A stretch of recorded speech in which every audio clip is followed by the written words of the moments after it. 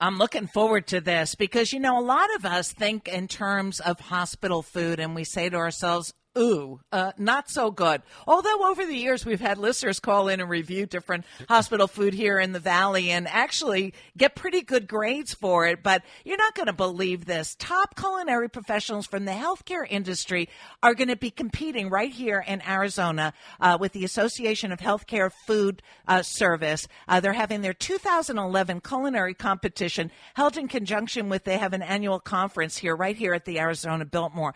Well, next Tuesday night, 5 competing teams, now these are the top teams so far, will demonstrate their exceptional culinary talent, their creativity, and representative of the healthcare industry. Each team will have a challenge. They get to utilize 2 ingredients provided by the conference sponsors Tyson Foodservice, and they're going to create an appealing, hopefully, and nutritious entree, complete with side dishes, sauces, and garnishes. And then they've got some great judges that are going to make a decision as to who is the winner of this. Actually, celebrity chef Kathleen, and I'm hoping I pronounce her name right, Delmans, who's the author, she's an author, host, and speaker, is going to be one of the judges. I know they felt really happy. She hosts a show on the Food Network called Cooking Thin with Kathleen. But anyway, joining us during this segment, we have one team joining us who's going to be in the competition, and I'm very pleased to introduce to you,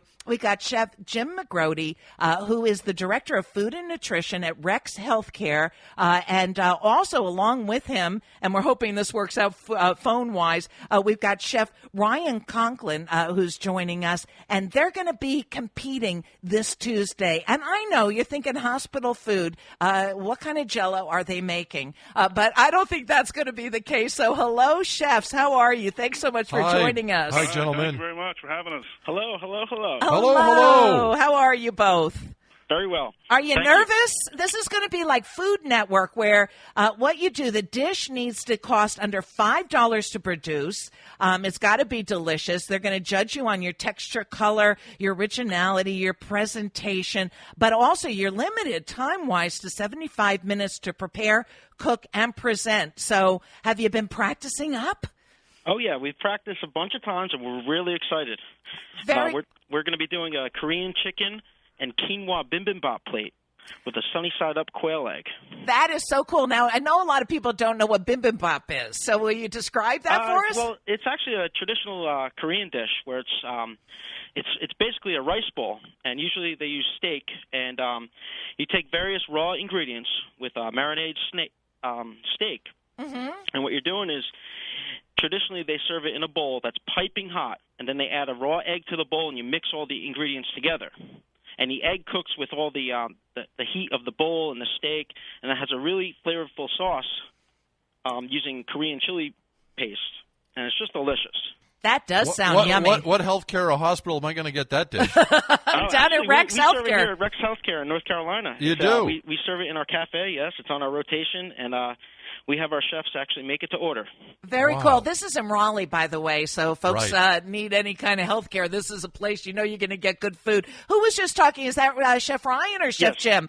That's Ryan. All right. So now one of the things I was noticing when I was looking up this dish is that it's got, chili sauce in it or chili peppers in it. Yeah. Do you have to worry about that with your patients in the hospital, that maybe it's going to be too spicy, maybe certain people don't like spicy? Tell us about that. Well, the chili paste that we're using, we use it in moderation. Okay, we're just have it in there just for a little bit of flavor. We also have lime juice, brown sugar, some honey in there as well, and some toasted sesame seeds. So it kind of balances it out. So you're not getting the strength of the chili sauce, but you're getting the taste and the flavor of it.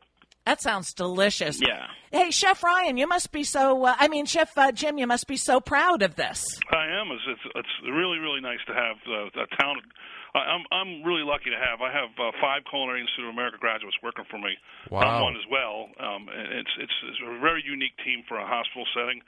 When we took over from a contract 2.5 years ago, my goal was to take this hospital in a different direction as far as food, and I knew in order to do that I needed to have chefs working for me, and it really worked out great. We We've gone from the 30th percentile patient satisfaction to the 95th percentile. Wow, that's Whoa. amazing. You know, I had to go to Houston yesterday, and I was on a flight last night, and I was sitting next to, as a matter of fact, I think he's a very famous doctor, and mentioned that I was going to have you folks on today, and he said, you know, all the time when we look at these, the evaluations for the hospital, food is always the one thing that needs improvement. It's like always ranks last on customer satisfaction in hospitals.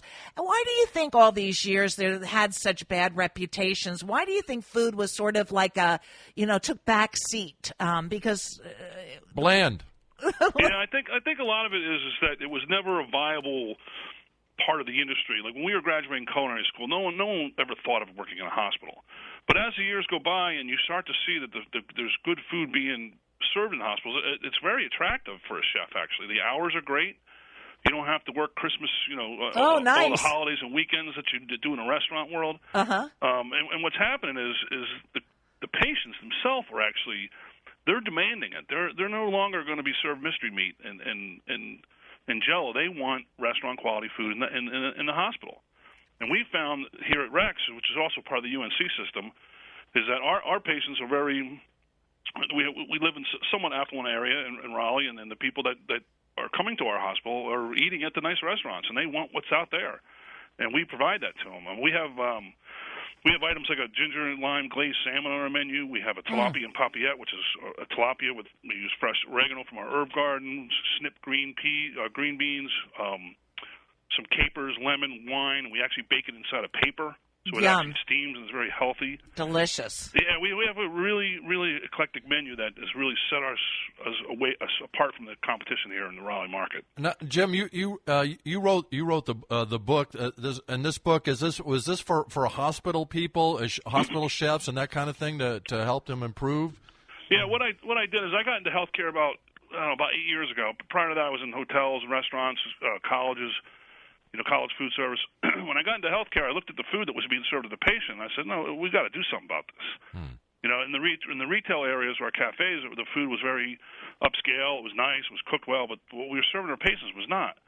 So I made it my goal in the last 8 years to change that. And what my book is called, What We Feed Our Patients, is about the journey and how a bunch of chefs are trying to change the way patients are being fed in hospitals. Yeah, you want to abolish that notion for sure, and it sure seems like, and people can, by the way, go to whatwefeedourpatients.com if you're interested. There are excerpts on there and book reviews. You got great reviews. People are just so delighted. And one person even read that they were going to read it a second time through.